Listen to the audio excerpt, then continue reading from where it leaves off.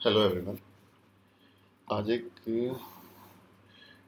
आज एक बहुत अच्छा आर्टिकल लिखा हमारे farmer RBI governor D Subba Rao ने, जो कि इंडियन एक्सप्रेस में पब्लिश हुआ है, जिसमें उन्होंने ग्लोबल फाइनेंशियल क्राइसिस जो कि 2008 में हुई थी और कोरोना फाइनेंशियल क्राइसिस जो कि अब चल रहा है, उन दोनों के बीच में कुछ डिफरेंसेस, कुछ सिमिलरिटीज़ डिस्कस किए हैं, जो मुझे लगता है कि हमारे लिए जानना, क्योंकि उसके सॉल्यूशंस में भी कुछ सिमिलरिटी हो सकती है।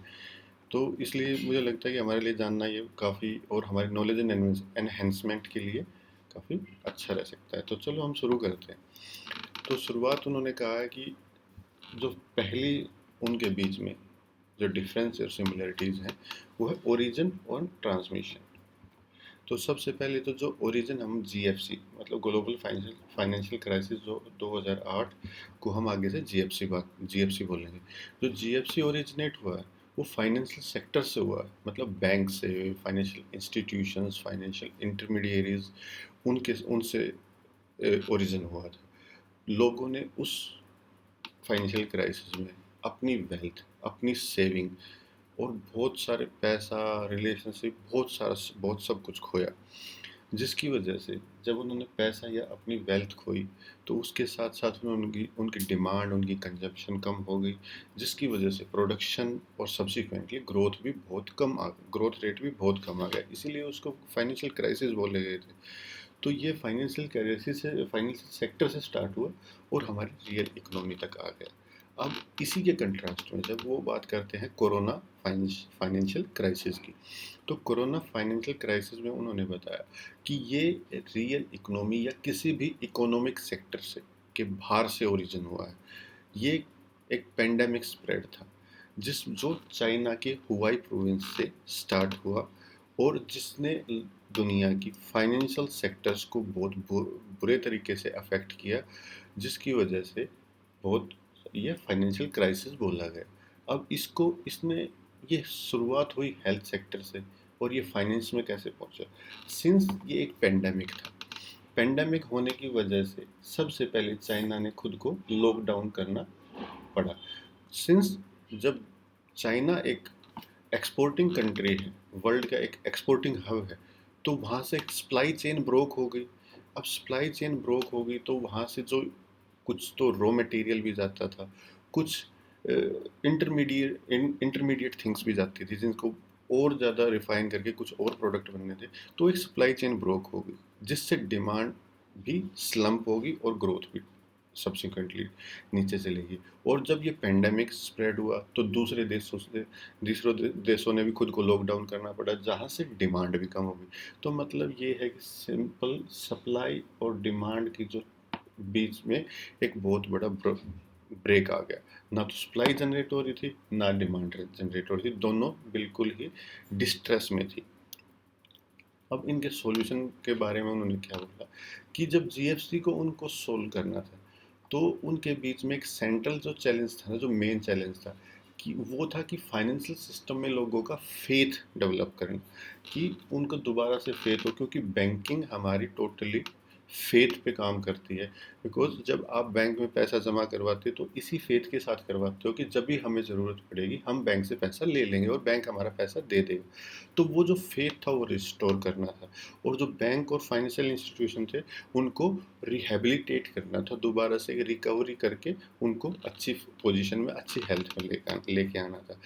और इससे इसके सॉल्यूशन में सिर्फ इतना था कि रूट को, जो कि जहाँ से ये स्टार्ट हुआ था, अगर वहीं से रिकवरी होगी तो वो सब्सिक्वेंटली एक रिपल इफेक्ट, जैसे हम पानी में अगर पत्थर मारते हैं तो जहाँ पत्थर पड़ता है उससे आगे आगे पानी की जो वेव्स बनती हैं उसको रिपल इफेक्ट बोलते हैं। तो वो दूसरे सेक्टर्स के रिपल इफेक्ट दे के दूसरी सेक्शन और इस दूसरे सेक्टर ऑफ द इकोनॉमी को भी रिवाइव कर लेगा।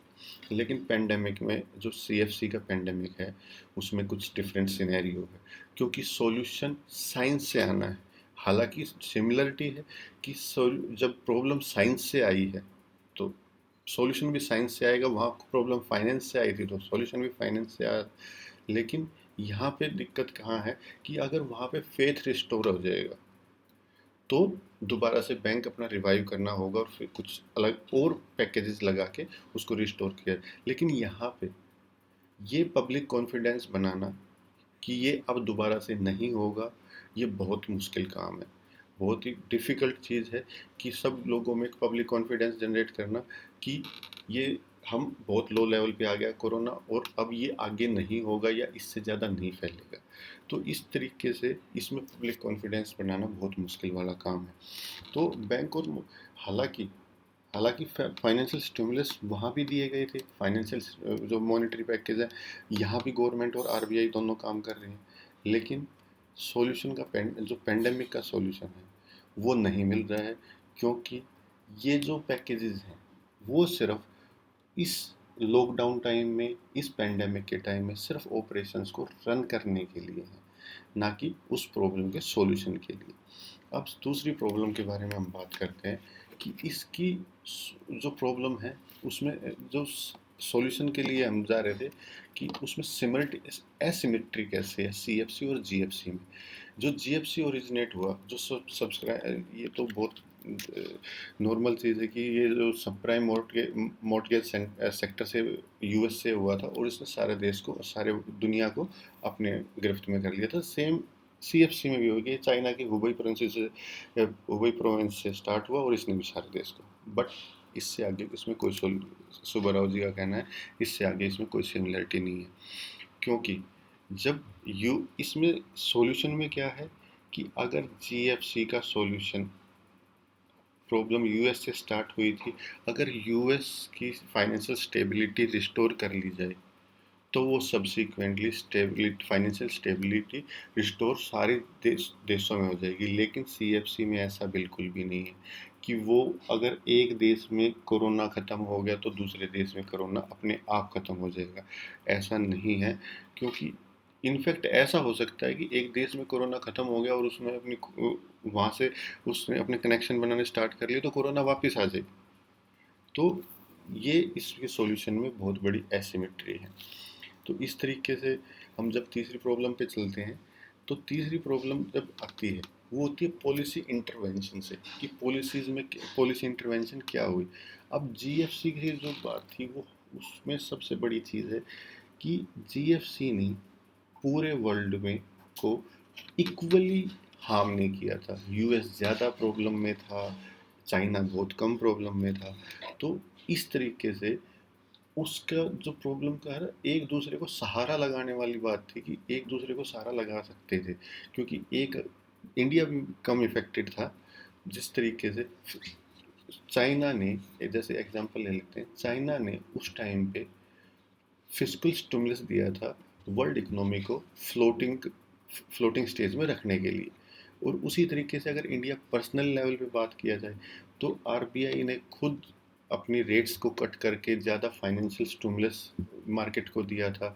फॉरेक्स को, जो रुपी को स्टेबलाइज रखने के लिए फॉरेन एक्सचेंज मार्केट में इंटरवेंशन किया था। तो इस तरीके से कोई ना कोई हेल्पिंग हैंड उस टाइम पे जीएफसी के टाइम पे था। लेकिन कोरोना में ये पोजीशन है नहीं हमारी, कि वो, क्योंकि उसने पूरे वर्ल्ड को इक्वली इक्वली वो किया है। अगर कोई किसी को सहारा लगाने की कोशिश करता है तो वहाँ मतलब नेगेटिवली इम्पैक्ट जाता है। अगर कोई कहीं पे कहीं से कनेक्शन या सामान का ट्रेड करने की कोशिश करता है, प्रोफेशनल्स की सर्विसेज का ट्रेड, मतलब अगर प्रैक्टिकल अगर कनेक्शन बनाने की कोशिश करता है तो वो कोरोना इफेक्ट वो है, जो हेल्पिंग हैंड है उसको भी एनगल्फ कर रहा है। तो this is the difference between GFC and CFC जब हम पॉलिसी इंटरवेंशन की बात करते हैं। और फोर्थ पॉइंट है जो हमने अभी बात की, कि इसने एक किसको इक्वली किया, किसको इक्वली नहीं किया। तो इस तरीके से हमने 4 पॉइंट्स जाने कि कैसे कैसे जीएफसी और सीएफसी की प्रॉब्लम कहाँ से जनरेट हुई, क्या उसके सॉल्यूशन निकले, जीएफसी के सॉल्यूशंस में और सीएफसी के सॉल्यूशंस में क्या डिफरेंस है। इसी तरीके से इन दोनों बिग, जो कि एक डिकेड या मतलब 12 या 13 साल के बीच में दो प्रॉब्लम, दो क्राइसिस ने हमें बहुत बड़ी सीख दे दी है। जो कि जो ग्लोबल फाइनेंशियल क्राइसिस है उसने बता दिया कि आप कितने भी लालची और मटेरियल गेन के पीछे कितने भी भाग लो, वो लास्ट में आपको सिर्फ और सिर्फ आंसू दे के जाएंगे। और सीएफसी ने हमें सिखा दिया कि जो पर्यावरण, जो नेचर है, वो किसी भी साइंस और टेक्नोलॉजी से कहीं बड़ा है, वो उसको ओवरकम नहीं कर सकता।